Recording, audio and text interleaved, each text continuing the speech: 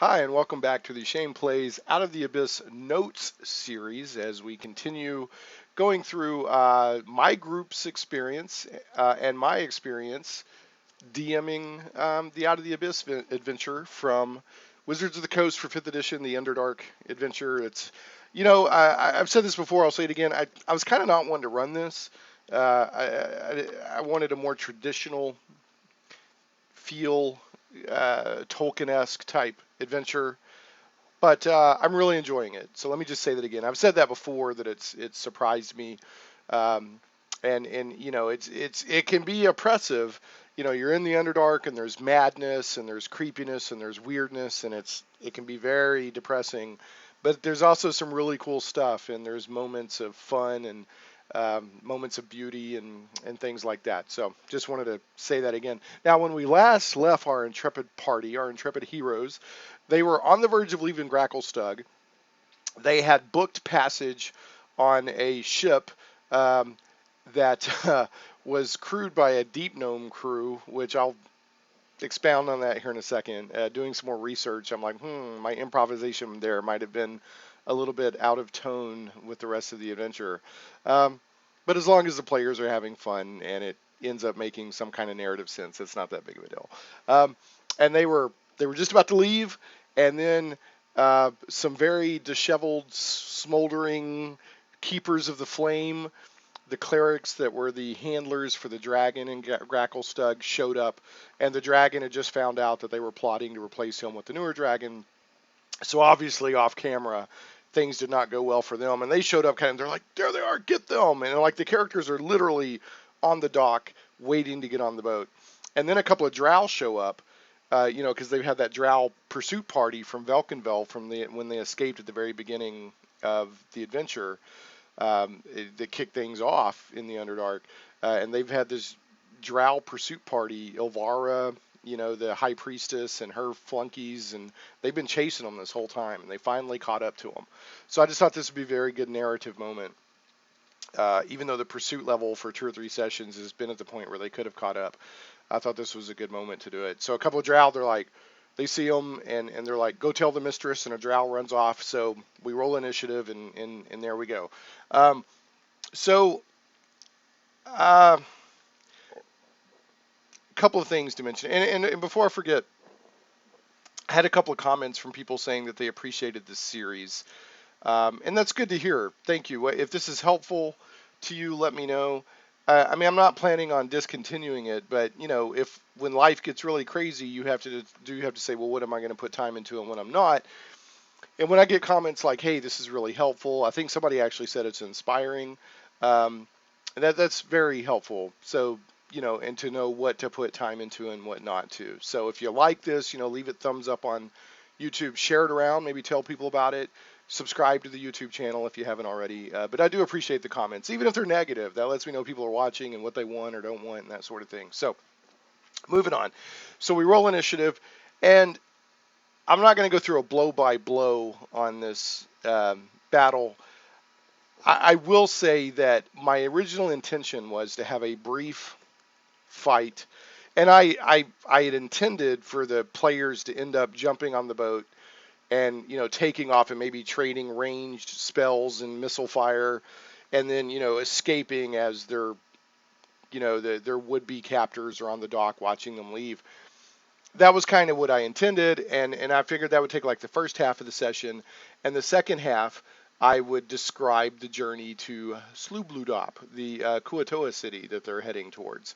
Um, and I read up. There's a whole chapter on the Dark Lake, um, and it also includes Slubludop, and it ends with Demogorgon actually rising up out of the water and lumbering off into the Underdark. So I'm really excited that they're going to Slubludop because I can't wait to spring that on them. And of course, things are not going well in Slubludop. The Kuatoa, half of them are going crazy because of the ever increasing influence of the demon lords in the Underdark. So and yes, there's a bunny on my cup. Let's just point that out. My grandmother gave me that cup. Thank you very much. So anyway, and then I figured I would end right when they're on the verge of Slubludop and then pick up the next session. And I was inspired. There's Dave Middleton who runs a Twitch channel and a YouTube channel called Tabletopping. You should go look him up.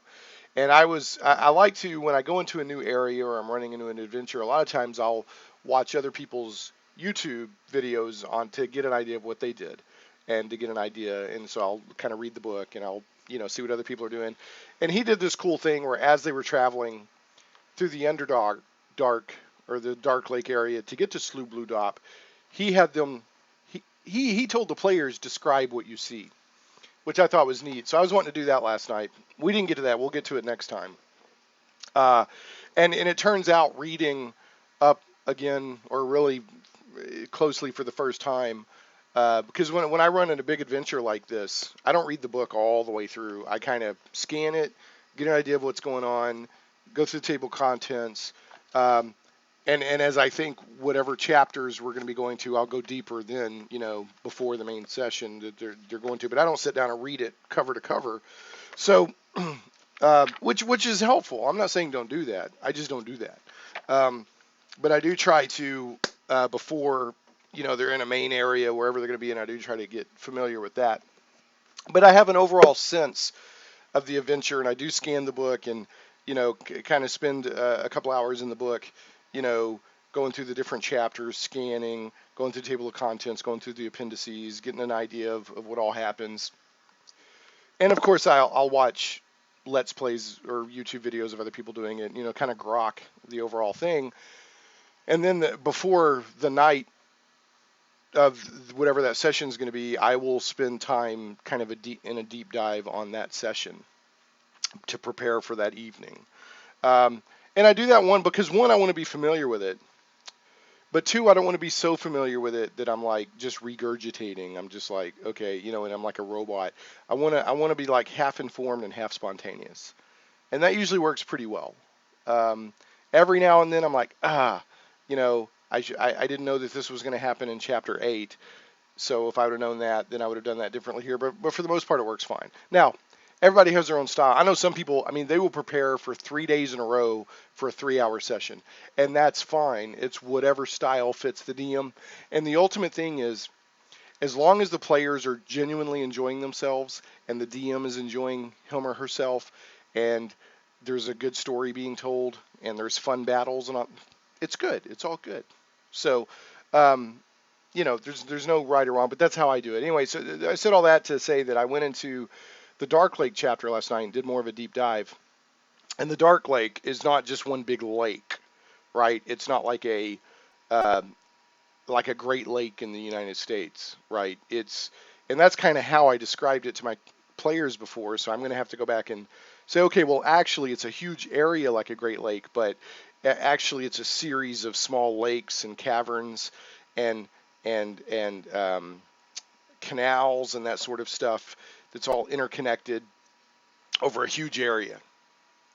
And you kind of have to know what you're doing to get through there. You need a map or a guide or a captain or something like that. And the Duergar, the Grey Dwarves, and the Kuatoa are the best at navigating the Dark Lake area. This big, huge area. It's huge. And there's a few settlements and stuff. And there's like Gracklstugh, there's Slough Blue Dop, there's another settlement across on another end. It's the Neverlight Grove is close to the Dark Lake. It's just a big area. And there, like I said, on the outskirts of the Dark Lake, there's some settlements of different races. Now, if you travel through the Dark Lake, and we'll get more into this next time, there's encounters you can do, like either terrain encounters or monster encounters. We didn't go anywhere near that last night because, as you'll see, my timing and my spontaneity ended up taking the entire session on the battle to get off of the dock, which, again, as a DM or a GM, or if you're playing Castles or Crusades, a Castle Keeper, a CK, whatever the term is for the individual game you're playing. My biggest challenges that I always have to work on is time management and trying to say, well, for tonight's session, these are the points I want to hit, and this is where I hopefully want to end. And sometimes it ends beautifully, and sometimes it doesn't. Last session, when I had them right on the dock, and here come the Keepers of the Flame, and here come the Drow, that was exactly where I wanted to end. And, great. That was great. And that was easy because they were doing a lot of, let's go to the market and let's go camp out here and let's do this and that. And we had a fight with a carrion crawler. That was it. There was a lot more role playing. So that was easier to manage. Okay, well, you guys are now on the dock. Da, da, da. Okay, the night's over. You've gone to the dock. Last night, uh, I they got into a big fight. But it ended up pretty neat. I was able to kind of spontaneously um, work things out pretty well. But anyway, so they get into this fight, and the two drow and the three keepers of the flame, they manage pretty well. I mean, it's not a big problem.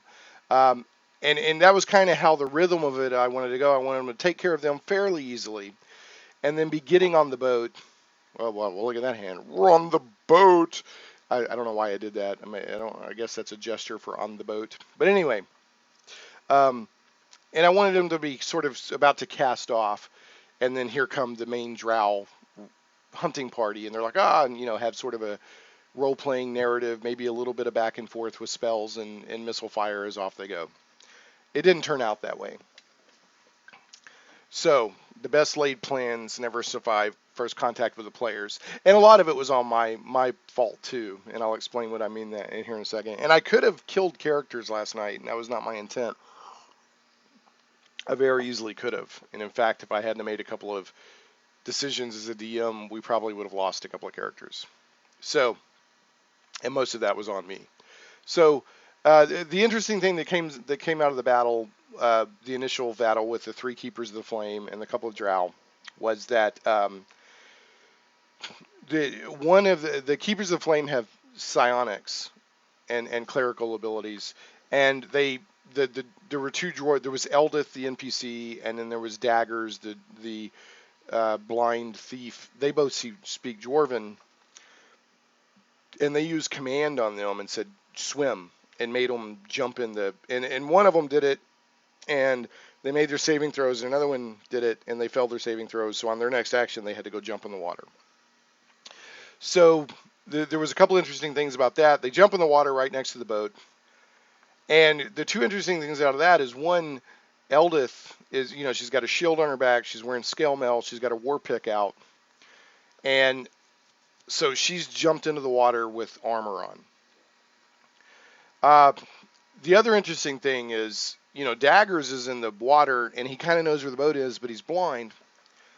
And then to make things a little bit more interesting, I'd been reading up a little bit more on some of the creatures in the Underdark, and there's these. I'm going to misspell it. Ixothacatl. Ixazacatl. Small aberration, chaotic evil. They look like that. They look like these little manta ray things. And there's dangerous creatures in the water of the Dark Lake. So I said, well, there's going to be a couple of those in the water. And that's why I had them jump in and swim in the first place. I just wanted to add that interesting dynamic. So they're in the water. Eldith is, I'm given, instead of just being able to swim, because of war pick, and I mentioned the war pick a couple of things, and the character, I was letting a character play Eldith, or a player play Eldith last night, the NPC dwarf, because we were a couple players down, which meant we were at 6 players. That's still a really good sized group. And I was like, okay, you are going to a melee fight, so, why don't you play Eldith? And the guy who was playing Daggers also played Eldith. It was fine. But anyway, so Eldith, I'm making do rolls. I think it was a moderate DC 15 not to sink, right? And she kept failing them. So she was over time sinking 10 feet at a time. I think she ended up going about 30 feet down. And so Daggers, not really understanding what's going on, is just trying to, it's like scrabbling along the boat, looking for like a rope or something he can climb up of. And this whole time, these Ixothacatl, whatever they are, manta ray creatures, they're intelligent, are attacking. All right, so one of my monks decides to eat a bigwig and jump into the water, so grows another size larger, jumps in the water looking for Eldith, because they saw Eldith go boop, boop, boop, down. And then I had another monk jump in, and they're all trying to find Eldith and get her out, other than Daggers trying to climb out. And in the meantime, they're all, these Ixothacatls or whatever are attacking. Not doing a lot of damage, just kind of adding tension and a little bit of, ooh, what is that? You know, kind of like from Star Wars, like, I think there's something in here with us, kind of element to the scene. So while all that's going on, the other characters are kind of dispatching uh, the keepers of the flame and the drow. And when there was one keeper of the flame left, he's like, and he just took off. He's like, I'm gone, and he headed for the crowd. And that actually came in narratively later. I'm glad I made that decision. So he takes off, and one of the characters is like, no, I'm not going to chase. He almost chased, but he says he's not going to chase. Now, in the meantime, the captain is like, I told you. The captain of the ship, this deep gnome captain, is like, I told you, no trouble. I didn't want any trouble. So he's like, he's yelling at the crew, cast off. Get out of here. We're leaving, and he's leaving the characters behind because he's like, keepers of the flame, drow. This is not good. I have to come back here. You know, I could die if I come back here, and they're mad at me. So he's like, we're out of here. So the bard, Kellendus the bard, and the guy who plays the bard is a really, experienced player. He's a little older than I am. He's been playing D&D forever. And he's kind of a thinking player. I mean, he can combat when he wants to, but he's also a thinking player. So he's like, I've got to handle this. So he starts, talking to the ship captain and like, pulls out 50 more gold pieces and runs a persuasion check. And so since he introduced gold into the equation, I didn't give him a disadvantage. And he rolled really well. I think he rolled an unnatural 20, maybe even been a 21. So I said, okay, the captain's like, all right, but I'll take that 50. I want another 50 later after we're on the boat. Get everybody on the boat now. So that's going on. So I've got two monks and one of them who's big. It take them a couple of rounds to even find Eldith. They start, kind of trying to help her get up. Daggers finds like a rope or something that they were about to cast. There's cleats on the dock and they had undone one and it hadn't been pulled into the boat yet. And so he finds that and he starts climbing up. And so this is all going on. And just pretty much everybody gets on the boat except for the three in the water, which is Eldith and the two monks. They're both tiefling monks. And about that time, Ilvara and the rest of the drow crew show up. So you've got Ilvara, you have a drow warrior, you have two drow elite warriors. And Ilvara is a priestess of Lolth, pretty tough, as I found out. And you've got a junior priestess, all showing up on the dock. My intent with all this had been, wow, we got to get out of here. Well, my characters decide to engage, or my players decide to engage Ilvara's group directly. I should have known they would do that, but I was trying to create a sense of we got to go, we got to go, we got to go. But the players have agency and they can do what they want. So long story short, instead of really focusing on the elite warriors or the warrior or the other priestess, they like guiding bolt and searing flame right on Ilvara and hit her with both of them. So originally I had intended to play Ilvara as like, this is beneath me to put my hands on directly. My underlings will handle this situation. Well, now they've blasted her twice with magic, literally hit her with fire and, she's glowing with the guiding bolt and all that, easier to hit on another attack. And she's pissed. So she's like, I think in my mind, okay, so she's going to step in now and get directly involved. And she shouts like to the crowd, a handsome reward to anybody who delays that boat. And then she tells her minions, I wanted them alive, but now I just want their heads. Like basically kill them. I just roleplay her as she's very upset. And that was spontaneous because I hadn't planned on getting her directly involved. But when they blasted her directly twice, I'm thinking, hey, this, she's like, well, oh, no, they didn't. So in she goes. Again, I'm not going to blow by blow, but long story short, I have her, I was like, oh, let me look at her spells. Ooh, insect plague. That looks cool. I shouldn't have done that. So she throws insect plague when a 20-foot spear on the boat basically gets all the player characters in it. We have the boat drawn out and everything.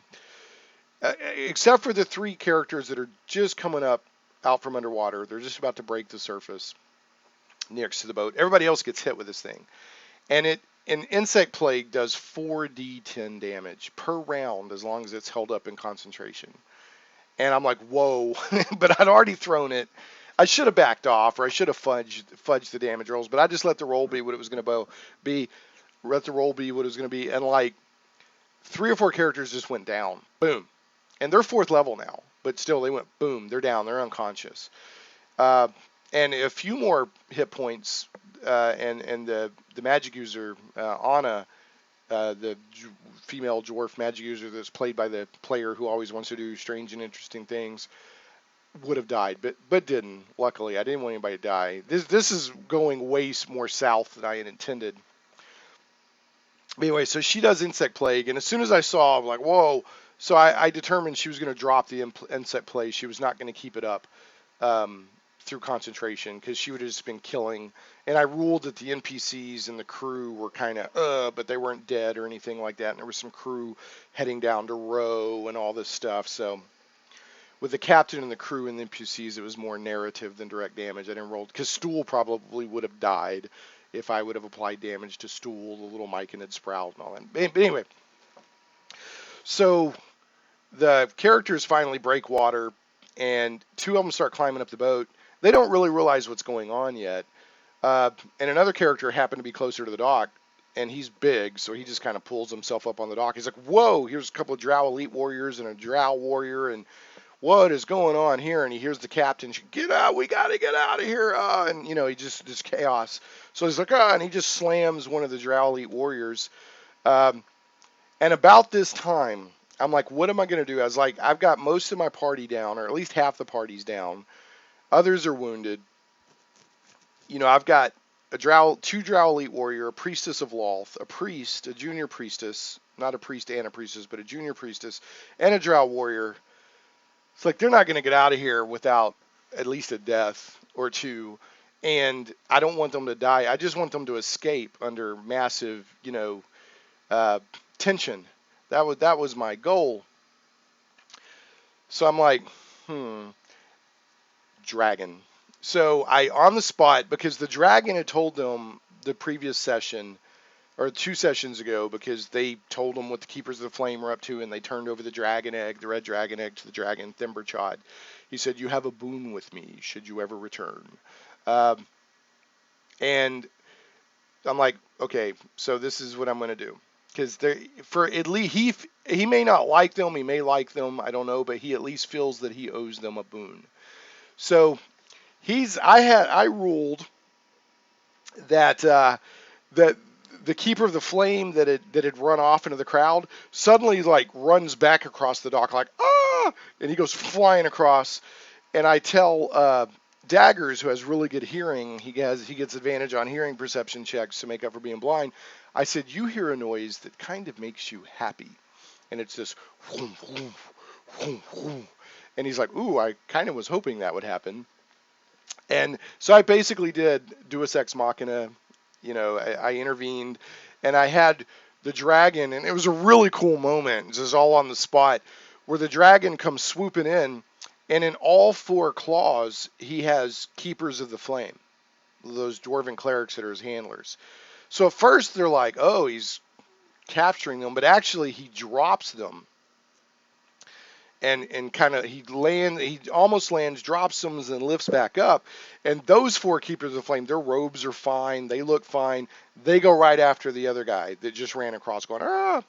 So they're like, those are loyal Keepers of the Flame.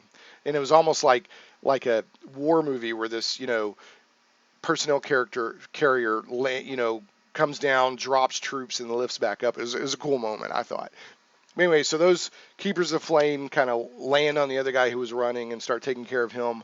And then the dragon and he was just after, Dumblebutt, the Keeper of the Flame that was, running, who had, been part of the faction that has fallen out of favor with the dragon.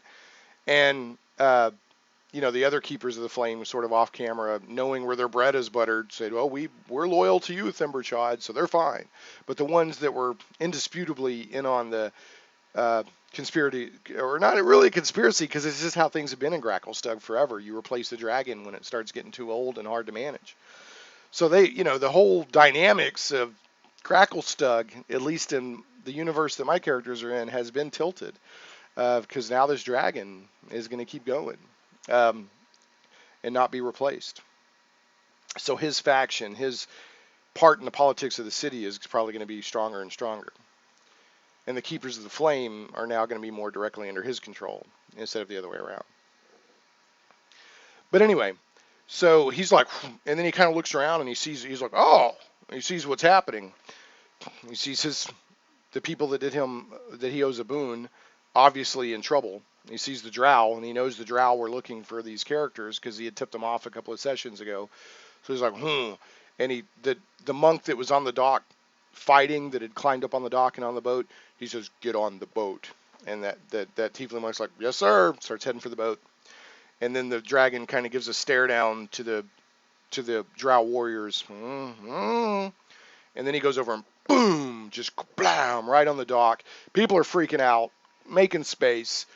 And he just, they see him kind of over to Elvira.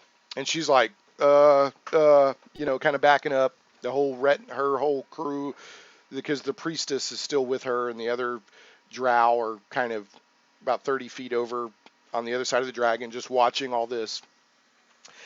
And so then they cast off. The captain's like, get us out of here now. And so they're rowing out, and going into the Dark Lake. And the last thing the characters see of Gracklstugh is, the dragon kind of advancing on Elvira and booming, some sort of booming voice towards Elvira. Now, off camera, the characters don't know this. The dragon's not completely stupid. He's not going to kill a high priestess of Lolth in Gracklstugh, because Gracklstugh has to have some kind of relations with the drow. But he's, interceded and has saved their lives. And, the dragon has basically said, leave them alone. Don't pursue them any further. I may or may not have Elvira come back into the picture in the future. I think it would be neat to have her do that, but she's going to survive. The dragon doesn't kill her. He's just like, hey, kind of gives her the look. And so I don't know if dragons do that or not, but they do in my world. And, don't meddle in the affairs of dragons. You are crunchy and taste good with ketchup, that kind of thing. So, and then they leave into the Dark Lake, and the dock recedes with the dragon and all the stuff. It's very exciting. I was quite pleased with myself for doing that at the last second. It was actually a great imagery. I hope my players enjoyed it. They seem to. That's not how I wanted things to go. I wanted them to, have traversed the Dark Lake and to be close to Slubladoop, which is, there's a whole another set of things that will unfold in Slubladoop. Unexpected to them, of course. So, and the other thing I wanted to touch on was that, I had to improvise a lot on the ship and the captain. I was like, I had to make up something on the spot last session. He's like, he's a deep gnome, and most of his crew is deep gnome. There's a couple of gray dwarves in there. That's what I told him. Last time I just said it's all deep gnomes. This time I said there's a couple of gray dwarves in there. And when you look in the Dungeon Master's Guide for ships, there's like kill boats, and then there's like sailing ships, and then there's like galleys. But none of those seem to really a keelboat's too small because it has one crew and 6 passengers. And then like galleys and sailing ships and all that are too big. They seem too big. You have crews of, 20, 30, 40 and passengers of that. I mean, they just seem too big. So I kind of, I said it's somewhere in between a keelboat and a sailing ship. Is kind of how I tried to explain it. I said there's no sails on it because there's no wind in the Underdark. At least not on the Dark Lake. There may be areas of the Underdark where there's wind coming through. I don't know, maybe some rare area. And I said there's a little bit of below decks, not much, and it just kind of left the rest of it to the characters' imaginations. But if it may be important because boats in D&D, just by it has hit points. Something may happen where I have to determine how many hit points, so I'll just determine it's probably an average between a keelboat and a sailing ship, that sort of thing. But I kind of fudged it on the amount of crew and the amount of passengers, which is fine. Just give them a basis to work their imagination on. because they were already like, oh, aren't some people below decks when the insect storm hits and da da da da, and they were, so they're already imagining what the boat looks like. But yeah, if I had everything to do over again, I wouldn't make this a deep gnome captain. I would make it something else, probably gray dwarves or something. I don't know, because it narratively, tone wise, it doesn't really fit. Um, but you can make anything work as long as the characters roll with it and it seems to work. Then that's fine. Yeah, and in fact, the last thing that the captain said, the bard who had negotiated with him was down, and the captain's expecting another 50 gold pieces, and he looked at one of the remaining characters that was still conscious and said, I want my other 50 gold pieces now. So that was the last thing the captain said, and I said, okay, we'll see you next week. So that's kind of how we ended it. Um, but other than that, it was a fun session. Timing, we had some neat stuff happen. I love the whole dragon coming in, and he told them, he said, your boon is now expended. He made that very clear, and they're like, okay, thank you, thank you. And, a couple of characters were like, man, I was hoping the dragon was going to show up. So anyway, that's how things ended. So next week we will be heading into the Dark Lake, which, like I said, is not a just one big lake. It's a series of. It's really easy to get lost in. So they're really fortunate they have that captain with them, and Shushar knows the Dark Lake pretty well, so they're in good shape on that. But we may do some terrain encounters. We may do a random monster encounter if I roll that. I don't know, and then I hope to get them basically to Slough Blue Dop or beginning Slough Blue Dop at the end of next session. So we'll see how that goes. Anyway, thanks so much for watching. Really appreciate you doing so. Leave a thumbs up on the video and maybe leave a comment. Subscribe to the YouTube channel if you haven't already. And we will catch you next time on the Shane Plays Out of the Abyss Notes series. Have a great one.